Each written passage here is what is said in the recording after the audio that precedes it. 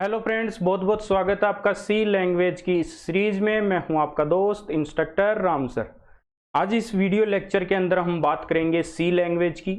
सी language के बारे में कुछ समझेंगे, इनपुट आउटपुट इंस्ट्रक्शंस क्या होते हैं ये चीज़ समझेंगे और कुछ प्रोग्राम्स भी इसके अंदर क्रिएट करेंगे। तो चलिए सबसे पहले आज का एजेंडा देख लेते हैं हम क्या है। आज का जो हमारा एजेंडा है वीडियो का वो है यहाँ पर अबाउट सी लैंग्वेज, लोकल और ग्लोबल वेरिएबल्स के बारे में हम समझेंगे, एक्शन स्टेटमेंट समझेंगे। देखो प्रीवियस लेक्चर के अंदर हमने देखा था कि स्टेटमेंट जो होते हैं वो दो टाइप के होते हैं, डिक्लेरेशन स्टेटमेंट और एक्शन स्टेटमेंट। डिक्लेरेशन स्टेटमेंट हमने उस वीडियो के अंदर कवर कर लिया था। आज हम एक्शन स्टेटमेंट को भी समझेंगे यहाँ पर, और हम प्रिंटफ फंक्शन को भी समझेंगे और यहाँ पर हम एक प्रोग्राम को भी राइट करेंगे। तो सबसे पहले देखते हैं हम सी लैंग्वेज के बारे में। C language, C is block structured programming language. सबसे पहले हमारे पास में यहाँ पर एक नाम आया ब्लॉक स्ट्रक्चर्ड। ये ब्लॉक स्ट्रक्चर्ड क्या होता है? देखो सी लैंग्वेज के अंदर जो भी प्रोग्राम्स बनेंगे उस प्रोग्राम के अंदर ब्लॉक्स बनेंगे। अब ब्लॉक का मतलब क्या होता है? जब भी आप कोई कोड लिखोगे, आपने कोई कोड लिखा यहाँ पर और उसके बाद में आप क्या करोगे, इसको कर्ली ब्रेसेस को बंद करोगे। यहां पर आप जितनी भी लाइंस लिखोगे इन दोनों कर्ली ब्रेसेस के अंदर, ओपनिंग और क्लोजिंग के अंदर, तो यही मान लो आपका क्या है, ब्लॉक है। ये एक ब्लॉक हो गया। अब इस ब्लॉक का अगर ये ब्लॉक फंक्शन है तो कुछ ना कुछ इसका नाम होगा। अब वो कैसे डिफाइन करेंगे अभी देखते हैं। A C program can have any number of blocks. एक सी का जो भी प्रोग्राम बनेगा उसमें कितने भी ब्लॉक्स हो सकते हैं। हो सकता है इस ब्लॉक के अंदर भी कोई दूसरा ब्लॉक बना हो सकता है इस ब्लॉक के बाहर नीचे भी कोई दूसरा ब्लॉक बना हुआ हो सकता है। तो यहां पर कितने भी ब्लॉक्स बने हुए हो सकते हैं, एटलीस्ट वन ब्लॉक तो होना चाहिए। Usually outermost blocks are functions.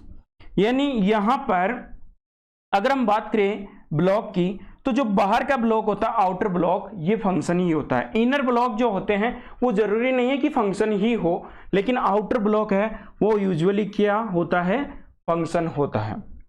Next अपन बात करें यहां पर, function has some name for identification. मैंने बताया कि अगर फंक्शन होंगे ब्लॉक में, फंक्शन भी हो सकते हैं, कंट्रोल ब्लॉक के लिए भी ब्लॉक बने हुए हो सकते हैं। तो जो ब्लॉक बनेगा और अगर उस ब्लॉक का नाम फंक्शन है, यानी वो ब्लॉक फंक्शन है, तो उस फंक्शन का कोई ना कोई नाम होगा। किसके लिए? उस फंक्शन को आइडेंटिफाई करने के लिए। आइडेंटिफायर्स हमने पहले भी देखे थे, जहां पर हमने वेरिएबल देखा था और वेरिएबल और फंक्शंस आज हम देखेंगे। केवल फंक्शन को हम समझेंगे कि फंक्शन होता क्या है एक्चुअल के अंदर। बाकी हम जो फंक्शन की डिटेल्स है कंप्लीटली वो आगे जब हमारा फंक्शन का चैप्टर आएगा उसके अंदर कंप्लीट करेंगे। तो फंक्शन कैसे बनता है, यहां पर नाम आया कि function has some name for identification. तो फंक्शन बनता कैसे? देखो कोई भी नाम होगा, जैसे मान लो यहां पर फंक्शन का कोई नाम लिख दिया आपने और यहां पर पैरेंथेसिस लगाना है, आगे आपको कुछ भी नहीं लगाना है। कर्ली ब्रेसेस क्या करना है, यहां पर शुरू करना है और लास्ट में कर्ली ब्रेसेस बंद करना है आपको। और यहां पर जो भी कोड लिखोगे वो कोड कब चलेगा, इस फंक्शन के नाम से। तो ऐसे बहुत सारे फंक्शंस हो सकते हैं एक प्रोग्राम के अंदर। अगर हम बात करें नेक्स्ट की, even the smallest C program has one function. यानी एटलीस्ट अगर छोटे से छोटा प्रोग्राम भी बना हुआ है तो उसके अंदर एक फंक्शन तो कंपलसरी है, एक फंक्शन तो बनेगा ही बनेगा। All functions name must be different name. यानी आपके पास में जैसे मान लो एक प्रोग्राम है और उस प्रोग्राम के अंदर 5 फंक्शन है, तो 5 के 5 फंक्शन का सबका अलग अलग नाम होना जरूरी है। ये कंपलसरी है, ये चीज आपको ध्यान रखनी है। If there is only one function, अगर आपका सबसे छोटा फंक्शन है और वहां पर केवल एक फंक्शन है, तो it's name must be main function. तो ये मैन फंक्शन तो होना ही होना चाहिए आपके प्रोग्राम के अंदर, अदरवाइज आपका प्रोग्राम रन नहीं होगा। नेक्स्ट हम बात करते हैं यहां पर, you can write declaration statement inside a block. यानी फंक्शन के अंदर भी आप क्या कर सकते हो, स्टेटमेंट को, डिक्लेरेशन स्टेटमेंट को डिक्लेयर कर सकते हो, और आउटसाइड भी आप क्या कर सकते हो, डिक्लेयर कर सकते हो एक स्टेटमेंट को। यानी डिक्लेरेशन स्टेटमेंट आपको पहले भी बताया था मैंने, कंपाइलर के लिए लिखे जाते हैं, और जो कंपाइलर के लिए लिखे जाते हैं स्टेटमेंट, उन स्टेटमेंट्स को आप फंक्शन के बाहर भी लिख सकते हो और फंक्शन के अंदर भी लिख सकते हो। Action statement can reside only inside the block, यानी जो एक्शन स्टेटमेंट यूज में लोगे, डिक्लेरेशन को छोड़ के बाकी सारे जो भी स्टेटमेंट्स आप लिखोगे उस सारे के सारे स्टेटमेंट्स आपको ब्लॉक के अंदर लिखने पड़ेंगे, यानी फंक्शन के अंदर आपको लिखने पड़ेंगे। C is a case sensitive language. Case sensitive का मतलब क्या होता है? अगर आपने मान लो डिक्लेयर कर दिया यहां पर इंट ए, आपने ए को किस में लिखा? स्मॉल में, और अगर आप यहां पर a इज इक्वल 25 लिख रहे हो तो ये क्या है? ये एरर है, ये एरर जनरेट होगी यहां पर। क्यों होगी? क्योंकि आपने डिक्लेयर करते टाइम पे स्मॉल में लिखा है और आप वैल्यू डिफाइन कर रहे हो तब आप कैपिटल में यूज ले रहे हो, दोनों अलग अलग है। केस सेंसिटिव का मतलब यह है कि स्मॉल में लिखा हुआ और कैपिटल में लिखा हुआ दोनों अलग अलग होंगे। अगर हम नेक्स्ट की बात करें यहां पर, तो लोकल और ग्लोबल वेरिएबल क्या होते हैं? देखो मैंने अभी पहले बताया कि हम डिक्लेरेशन स्टेटमेंट को ब्लॉक के बाहर भी लिख सकते हैं। तो ब्लॉक के बाहर कैसे लिखते हैं? देखो मेरा पहला ब्लॉक है ये, यहां पर हमारा क्लोज हो गया है, और दूसरा ब्लॉक है ये वाला। ये दोनों ही फंक्शन है। इस फंक्शन का नाम f1 है, इस फंक्शन का नाम है मेन फंक्शन। ये स्मॉल में रहेगा। अब हम बात करें यहां पर, हमने इस मेन फंक्शन के बाहर एक वेरिएबल डिक्लेयर किया x। इस वेरिएबल को आप यहां यूज में ले सकते हो और यहां पर भी यूज में ले सकते हो, दोनों फंक्शन के अंदर। तो ये वेरिएबल कौन सा है? ये वेरिएबल है ग्लोबल वेरिएबल, क्योंकि इसको ग्लोबली आपने डिक्लेरेशन किया है, इसको ग्लोबली डिक्लेयर किया है। अब बात करें इसके अंदर, हमने एक और फंक्शन लिया इंट, कौन सा? a। तो ये जो a लिया आपने, ये लोकल वेरिएबल है, इसको लोकली आपने डिक्लेरेशन किया है किसके अंदर? इस फंक्शन के अंदर। तो यहां पर इसको केवल इस एक को आप इस ब्लॉक के अंदर ही यूज ले सकते हो, इस ब्लॉक के बाहर यूज नहीं ले सकते। फिर बात करें यहां पर f1 फंक्शन के अंदर भी हमने एक b नाम का वेरिएबल लिया, वो भी लोकल वेरिएबल है। ये भी f1 का जो फंक्शन है, f1 का जो ब्लॉक है, इसी के अंदर काम करेगा। इसकी वैल्यू यहीं तक सीमित रहेगी, इसकी वैल्यू बाहर यहां पर यूज नहीं ले सकते हो, अदर फंक्शन के अंदर यूज नहीं ले सकते हो। तो ये होता है लोकल और ग्लोबल वेरिएबल। लोकल का मतलब होता है लोकल किसी ब्लॉक के लिए बना हुआ, किसी फंक्शन के लिए बना हुआ, और ग्लोबल का मतलब होता है पूरे प्रोग्राम के लिए बना हुआ। पूरे प्रोग्राम के अंदर आप उसको कहीं पर भी यूज ले सकते हो वेरिएबल को। नेक्स्ट अगर अपन बात करें एक्शन स्टेटमेंट्स की, अब देखो एक्शन स्टेटमेंट क्या होता है, इसको तीन कैटेगरी में हम डिवाइड करेंगे: input output instructions, arithmetic instructions और कंट्रोल फ्लो इंस्ट्रक्शंस। यानी यहां पर इनपुट और आउटपुट इंस्ट्रक्शंस होते हैं, इनपुट इनपुट लेने के लिए और आउटपुट आउटपुट देने के लिए। दूसरा अर्थमेटिक, कोई भी आप कैलकुलेशन करना चाहते हो अर्थमेटिक कैलकुलेशन, उसके लिए। और तीसरा जो एक्शन स्टेटमेंट होता है वो प्रोग्राम के कंट्रोल को, जो फ्लो होता है उस फ्लो को कंट्रोल करने के लिए यूज में लिए जाते हैं। आज हम बात करेंगे इनपुट और आउटपुट इंस्ट्रक्शंस की। तो हम यहां पर देखते हैं सबसे पहले जो स्टैंडर्ड इनपुट डिवाइस होती है वो कीबोर्ड होता है। यानी यहां पर आप सी प्रोग्राम में इंस्ट्रक्शंस कहां से लोगे? स्टैंडर्ड इनपुट डिवाइस कीबोर्ड से। और आपका आउटपुट कहां से होगा?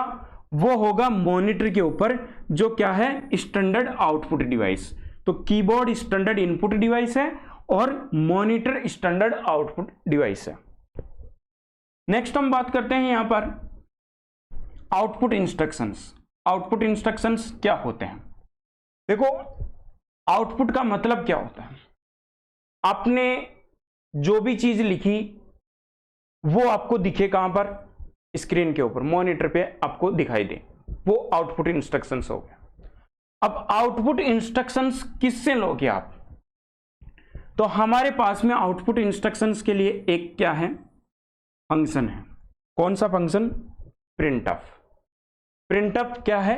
एक फंक्शन है, प्री डिफाइंड, यानी पहले से डिफाइन किया गया है। इसका मतलब हमें इसको डिक्लेयर करने की नीड नहीं है।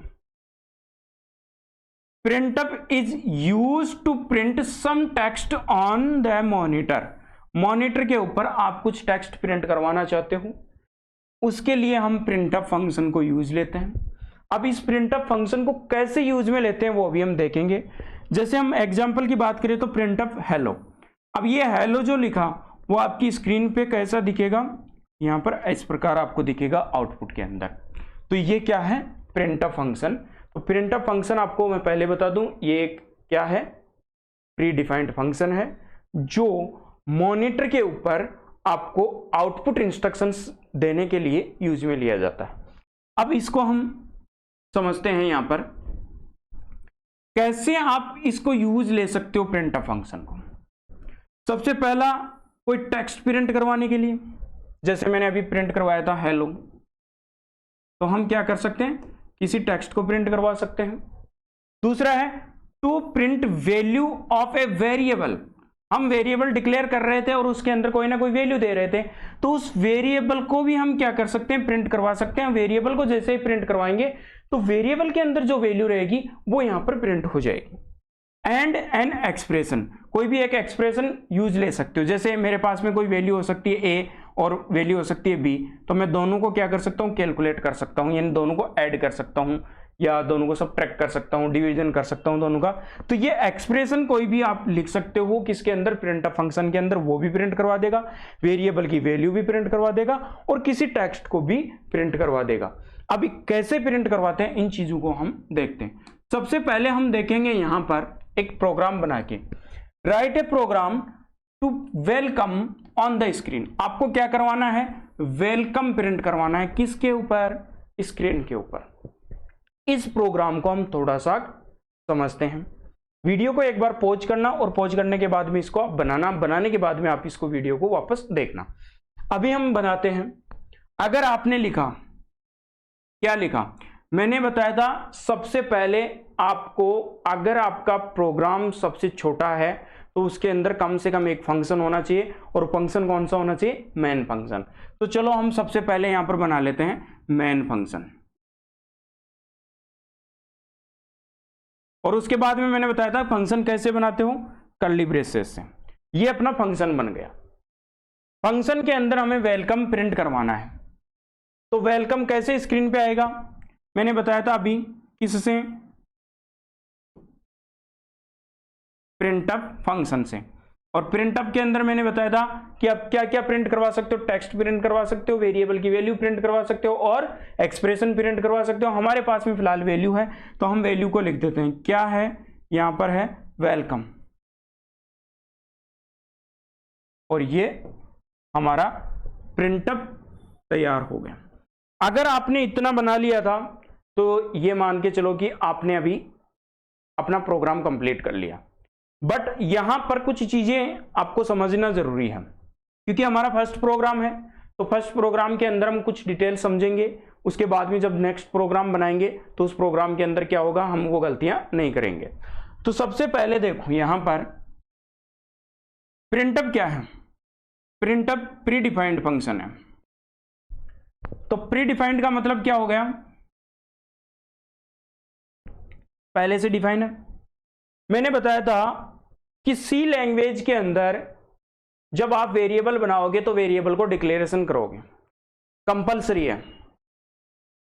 अगर आप कोई फंक्शन बनाते हो तो उस फंक्शन को डिक्लेयर करना कंपलसरी नहीं है।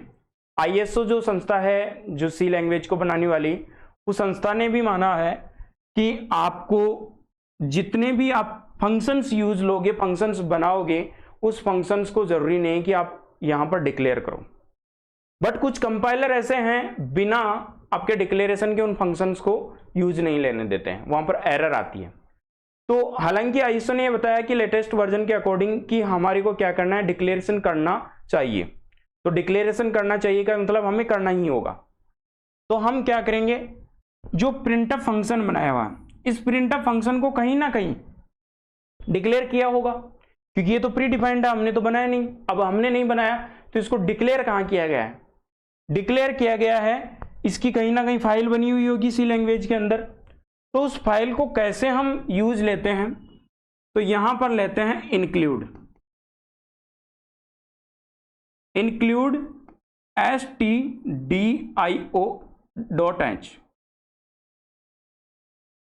stdio.h का मतलब क्या होता है, standard input output header file.